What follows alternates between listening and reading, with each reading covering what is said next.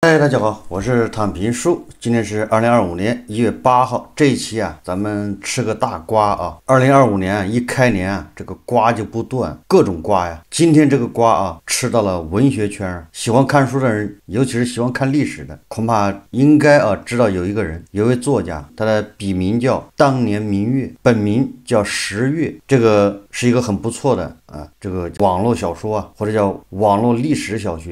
说，这个作家也是畅销书作家，叫明朝那些事儿。这两天网上在传言啊，说当年明月啊，因为猥亵女上司而被拘留啊，现在又查出他有这个精神病，被送到精神病医院治疗。这是网上传言的啊，我看很多这个文学圈里面的人也在这个转发，大家似乎都是将信将疑啊。这个当年明月啊，他是典型的他是作家，而且他这个像那些事儿走红了之后他就靠这个版税据说已经赚了好几千万。明朝那些事儿现在还在出版，还得给他交版税但是呢，同时他的身份也很特殊，他是一名官员，目前据说是副局级副厅级，应该是跟胡锡进老师退休之前差不多他应该是海关总署的一个官员。当年明月他的粉丝也很多，所以这个传言一下在网上就炸锅了。但是这个目前没有得到证实仅仅是传言，而且它的源头仅仅是两个人的应该是微信聊天还是什么一个对话，然后这么一个截屏在网上传，然后也有很多人验证，很多人说在去年年底的时候确实听说有这么回事。所以这里面我来谈一谈我的看法当年明月当年在天涯，应该是2000几年的时候，以这个当年明月为笔名，在那个天涯那个煮酒论史板块开始发表这个叫连载，叫明朝那些事儿。我肯定是看过，但是没有看全，因为他那是连载。我记得他后来出版书，我应该也买过一本，这个印象不太深，好像有过，但是我把他的书肯定是没看完。我当时只是觉得他写的挺有意思，应该在2007、08大概那个前后吧，具体时间记得不太清楚，因为那个时候正好是美帝那个叫次贷危机，然后我们是要举办08奥运会，我记得大概在那之前吧，这个前后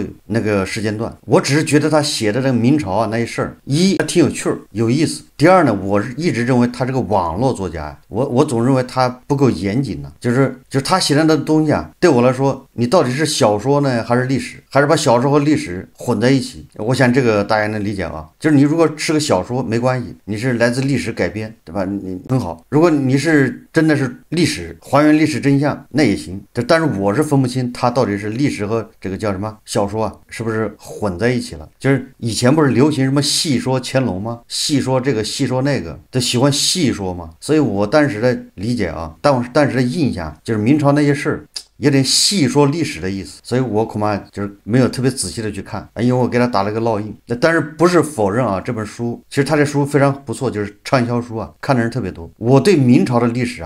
其实大家都知道我们对历史来源主要是历史课本，是你中学或者高中你学的历史，这是最主要来源，这是官方来源。第二个来源哪儿呢？恐怕就是来源课外阅读但是课外阅读就是这样子的，你的历史课外阅读，如果你要读到这种小说畅销书作家，你比如说咱们有个叫二月河，是不是他写那个什么乾隆、雍正，应该是叫二月河吧？你说他到底是历史还是小说？但是如果你要不懂的话，你把这个当成小历史去看，那就麻烦了。还有比如说《三国演义》，也很多人把它当历史看。所以我想看历史，我肯定不看这些人的。所以我对明朝的历史这些知识主要来源于就是台湾的那个历史作家叫黄仁宇我记得他写过2本书，一个叫《万历15年》，一个叫《大历史》。他那个书在大陆出版比较早，应该是2000年前后。当时我还住在王府井校尉胡同就是新东安市场后面，那离那个当时王府井那个书店直线距离大概也就200米，所以我那个时候没事经常去那个王府井书店，在那看书蹭书看。然后当时我发现了这个万历15年还有那个黄仁宇的大历史，我就把这2本书买了。这2本书我认真读完了，所以我对明朝这个主要的来源于这个黄仁宇。后来我又读了那个谁，一个姓熊的作家写的，这名字我都忘了，熊昭正吧，应该是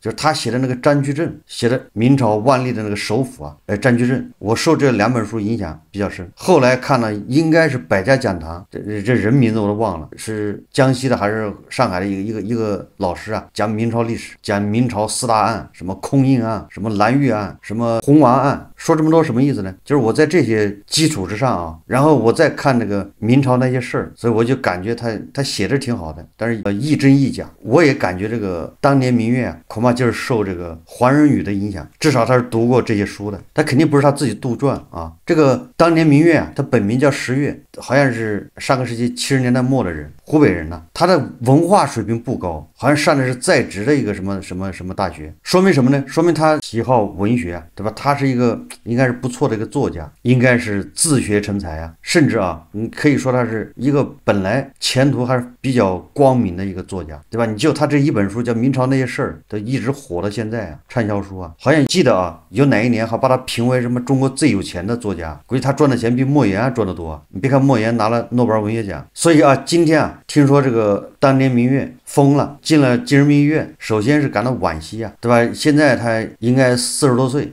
正是这个叫年富力强，正是这种叫创作高峰啊，结果疯了，让人惋惜。第二个呢，我相信啊，这个传言有可能是真的，就是当年明月如果他进了精神病医院，我一点都不觉得吃惊，应该这么理解。这个当年明月啊，我觉得他不应该是猥亵女上司，然后什么被拘留，他应该是他精神出了问题，因为他精神出了问题，所以才发生什么猥亵女上司这个事情啊，最后什么行政拘留啊，最后一查精神有问题。为什么我相信他恐怕有精神病呢？或者就是他得了精神病，精神不正常，我相信也可能发生呢。这个就很简单，对吧？这个我在直播的时候，我在节目里面经常说，如果你要感觉到你自己有异常，没有来由的消沉、消极、低沉，对吧？一看到什么啊困难或者不好的事情，你马上就情绪低落。还有人说看了我的节目，感觉这个情绪低落，这些啊，我都经常建议你到随便找一家3甲医院，花个200-300，挂个专家号看一下脑子，这个不是开玩笑的啊，这是认真的。你很有可能是有抑郁症，不能就这么忽视了，不当回事，应该重视一下。有可能脑子有问题，就是不能讳疾忌医呀。因为这个社会，第一个是越来越卷，压力越来越大，对吧？每个人恐怕就承受不一样的压力，很容易出现精神方面的问题，这个很常见。我昨天看到一个数据啊，当然这个都是参考啊，什么北大青少年中心研究公布的，高中生里面有30%有抑郁症。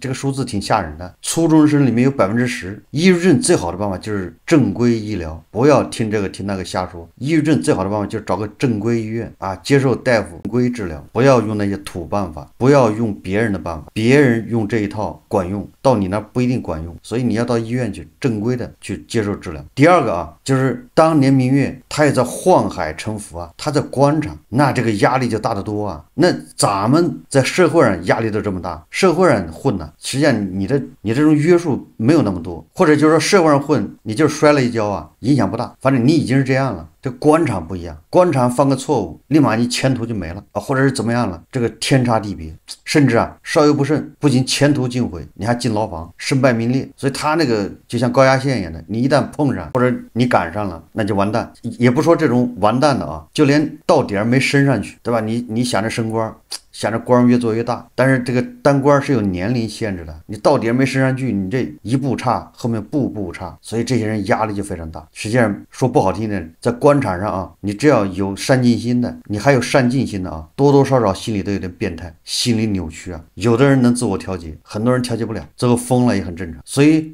还有一点啊，这个当年明月当年接受央视采访的时候，他跟那个央视主持人对话呀，我记得我看过，那个时候实际上他已经不正常，也很多人不理解啊。你看他跟记者对话啊，这个就是当年明月说啊，说不，我说思想很像老年人，很具体的行动却像婴儿，就是当年明月说他自己。然后记者就问他说，那你成年这段去哪儿了？然后当年明月说，我不知道。他说，我跟你说啊，26岁之前不信道教啊。他说，你知道吗？就是天道。后来我相信了，它总有规则，这个世界是有规律的。就到这儿也没说明啥，但是啊，你多多少少感觉到这个当年明月他说这段话的时候，他已经个什么事情叫入迷了，就叫着了道。因为他开始相信这个世界总有规则嘛，世界是有规律的。他能说出这样的话呀，实际上就说明他对某些事情已经叫入了道，着了道啊。然后这个记者就问他啊，他说，那发生在你身上规律应该是什么？就是你不说世界有规律吗？那你身上的规律是啥？这个当年明月说啊，他说发生在我身上的规律就是那种突然的意识到了我的身体里，再用这个身体，借用这个身体的存在，然后写出来东西给别人看。我有个朋友跟我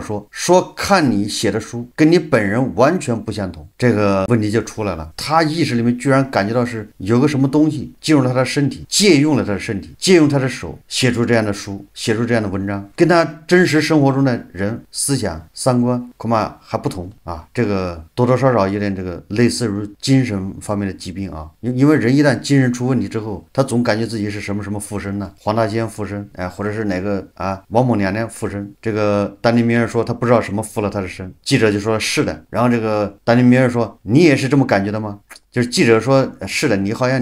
我采访你啊，你的谈吐和你写的那些东西好像不是一个人。那个丹尼米尔还觉得挺吃惊的，他说你是不是也这么认为的？所以强化了他自己的认知啊。然后这个主持人记者就说是我当看到你第一眼的时候，我不相信那文字，那个笔体是你写的，你是愿意让我称呼你十月，还是让我称呼你当年明月？十月说我就叫明月吧，好吧，就叫他明月。然后那个记者又问他说为什么会在这一天？其实从那天开始写然后这个十月就说了，就是当年明月，他说那一天我好像听到一个声音跟我说你应该写了。然后记者吓坏了，就问他谁跟你说的？这个当年明月说我不知道，这个我不是玩玄的，我真觉得是一种那么一个声音在跟我说。然后记者还问他不是自己对自己说吧？那个当年明月说不是，那个声音跟我说你应该从现在开始做一件事，这件事你怎么做呢？把你所知道的所理解的表达出来。然后主持人就问他那为什么偏偏是明史呢？这个丹尼明月就说了，这个朝代我很熟悉嘛，而且这个朝代有很多被人误解的地方，其实我很多看的人物我感觉跟别人不一样，我能感到他内心的情绪。2006年丹尼明月在天涯上面开始写这个明朝那些事儿，写的都是明朝的那些大官宰相首辅赐府海瑞这些人。丹尼明月那个时候才20来岁，有什么社会阅历？他连对吧，他文化程度都不高。他说他能理解那些人，对吧？从他跟那个央视主持人之间的对话，可以隐隐约约感觉到他这个思想精神多多少少是有些问题。当然了，你放在过去，你放在这个搞文学搞创作的人身上，似乎这种问题好像不突出。因为搞创作的人搞艺术的人，他本身就是神神叨叨，一个作家神神叨叨也很正常，对吧？那个尼采后来不就疯了吗？对吧？搞哲学的搞到最后搞疯也很正常，对吧？搞创作的人反正他思维活跃一点，神经更敏感一点，显得更加神经兮兮，这个似乎不足为奇。但是他往前一步，那就是抑郁症这是我说的是第三个原因。第四个原因呢，这就是我经常说胡一静老师，因为胡一静老师他已经出现了这个抑郁症的症状，他连续1个多星期还是2个星期辗转几个医院，跟他的肾结石做搏斗的时候，他已经出现了抑郁症的症状。这我在节目里说过。那胡一静老师的抑郁症他是怎么得来的呢？也很简单他的背景就是他长年累月的在这个自己编造一个美丽的谎言，因为他是做宣传工作的，对吧？一切都是刚刚好，他长期编造这个，然后有一天，对吧？他发现了，或者他亲手把这个打破了。自从他炒股以后挨了铁拳，所以自己吹的肥皂泡，自己编织的这个梦又被自己醉了，或者被自己发现他是错误的，这种刺激还是很大的。这种痛苦恐怕一般人也感受不到。就是在这种背景下更容易诱发他出现精神状况，抑郁症。最明显的例子就是很多央视主持人，你看看为什么都抑郁因为他们说的和现实之间差距太大，久而久之要么你完全融入，骗别人的同时你彻底把自己给骗了，这也行。就是你真心真意的像骗别人一样骗自己这个恐怕好受一点。还有一种什么呢？还有一种就是你得知道这就是骗，我就是要骗你们，就像加头老师一样。加头老师他精神不出问题你看加头老师没有一点点精神问题因为他知道他这是在骗。如果你做不到这2点，明知这是假的去骗，这叫大奸大恶。骗着骗着把自己搞相信了，自己真的认为一切都是美好的，这种叫糊涂这2种都不容易出问题，就是那种半梦半醒之间的容易出问题，对吧？它是游离在正常和不正常、现实和这个泡沫之间，精神容易分裂然后这个搞这种创作搞这种输出的这些人更容易受刺激。那具体到这个当年明月呢，他这个人呢，你从他的作品可以看出来他是有很深的这种家国情怀，像一个知识分子那样，但是在宦海沉浮，在官场上面跟他的理想完全相悖，对吧？他接触到的恐怕都是阴阴苟且，都是各种不足为外人道也，对吧？那种肮脏，他所面对的是这样一个环境。那大家想一想，他精神失常太正常。如果当年明月他就是个奸诈之徒，或者像加藤老师这样，你给他一个副局的这个职位，那加藤老师绝对会这个精神矍铄啊，那不可能是精神失常，他会大义凛然，他会说一套做一套，对他没有什么障碍。所以这是我判断啊，当年明月，别人传言他精神出了问题，失常了，我相信，就是我觉得他有可能啊，不是我有什么消息啊，我只是分析，我认为啊，当年明月如果说精神失常，这个也在情理之中啊，没有什么觉得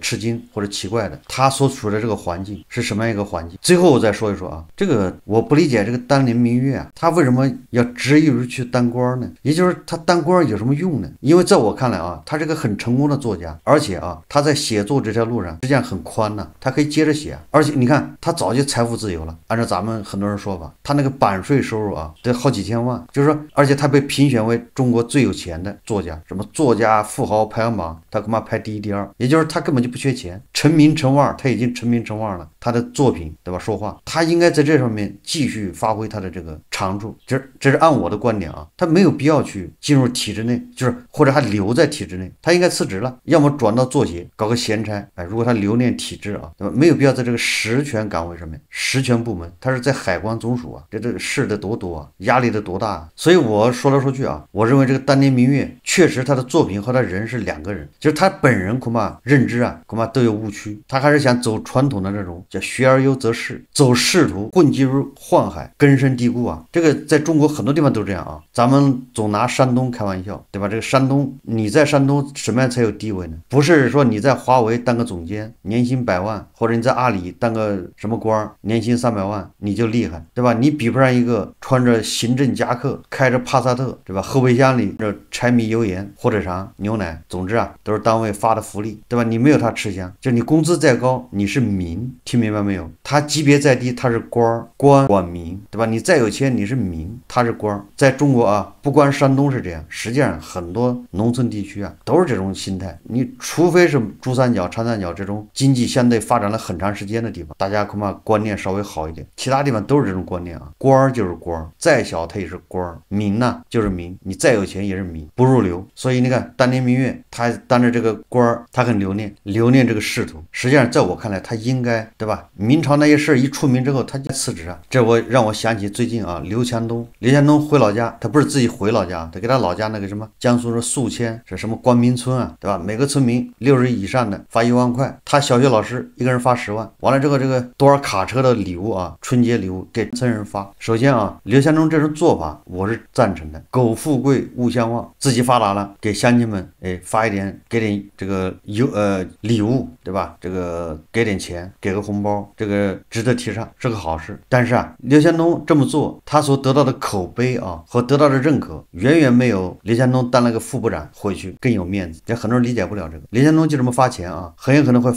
引起不满，叫不患寡而患不均呐。你再有钱，你是个商人，商人不太容易得到别人尊重，尤其是传统的啊这种乡村啊，苏北啊，那苏北对吧？鲁南、皖北、豫东对吧？这个河南以东都一样啊，那叫创业区嘛。以前有媒体报道，刘强东老家他不是盖了个别墅嘛，但是没人住啊，他老家盖了这个深宅大院呢，那个墙上被人涂满了什么涂料，院子里面被人扔东西，这都是乡亲们干的。你想一下啊，如果刘强东他这个大官，你说乡亲们还会干这事吗？敢在他家的大门上乱写乱画吗？敢往他家里院子里面扔砖头吗？不敢。我这么说就是让大家知道，这个中国的朴素的老百姓啊，对官和商他的态度，见官那是要下跪的，这是根深蒂固的观念。反过来也就刺激了当年明月这样的人，所以他沉迷于宦海，还想当官，因为他知道，如果你当个官，光宗耀祖，这叫面子。你就是畅销书作家，他们老家人不知道啊，知道也搞不清是什么意思。一个卖书的，一个写书的，有什么好说的？所以我说我不理解这个当年明月为什么执着入在这个官场，为什么不早点辞职？如果早点辞职，就没有后面这个事啊。我在想啊，如果这个是个谣言，是个传言，那么我觉得当年明月应该借这个机会啊，差不多辞了算了，又不缺钱，对吧？做自己喜欢做的事情，这叫自由啊，无拘无束，对吧？你那些知识分子的那些理一下那些家国情怀，你在这儿得不到施展，只会扭曲自己的心灵，只会让自己变得更变态。没有什么出污泥而不染的，近朱者赤，近墨者黑，对吧？你天天在这环境里面，怎么能不疯呢？所以我认为啊，这个单田明月选错了赛道，他应该换赛道，对吧？他应该在他的文学上面再去发挥。他现在成名的作品就一个《明朝那些事儿》，后面就没了。咱们跟美西方不一样，美西方演员当官、当州长、当总统，那司空见惯，无所谓，对吧？你是作家当个州长也可以啊，随便，没人会说不行。你是房地产开发商，你最后当总统还能当2届也没问题。但是在咱们这有咱们的规矩。好，这期节目我们就聊到这里，感谢大家收看。如果喜欢我的节目，欢迎订阅转发，也可以在下方留言评论，谢谢大家。